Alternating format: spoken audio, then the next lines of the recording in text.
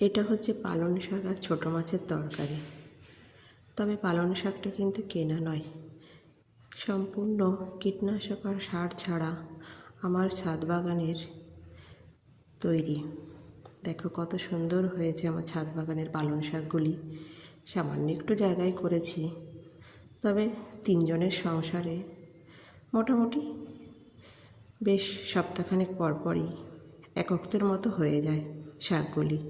এখানে আমি ছোটো মাছ ব্যবহার করেছি, মাছটা ভেজে তুলে নিয়েছি। পালং শাকটা কেটে ধুয়ে জল ঝরাতে দিয়েছি, সঙ্গে নিয়েছি একটু আলু আর ফোড়নের জন্যে সাদা জিরে। কড়াইতে তেল দিয়ে তেলটা গরম হয়ে গেলে আমি জিরেটা দিয়ে দিলাম। জিরেটা ভাজি হয়ে গেলে আমি দিয়ে দিলাম আলুটা দিয়েও একটু ভেজে নিলাম। এবার দিয়ে দিচ্ছি লঙ্কার পেস্ট, পরিমাণ মতো লঙ্কার পেস্ট আর লবণ আর লঙ্কার পেস্ট দিয়ে আলুটা একটু ভাজি করে নেব।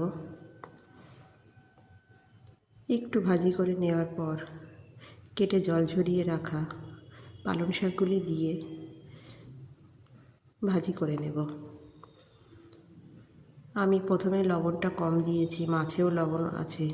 পালং শাকটা প্রথমে অনেকটা মনে হবে, তাই এটা পরে লবণ দেওয়া যাবে আর একটু। এবার শাকটা কমে গেলে আমি হলুদটা দিয়ে দিলাম।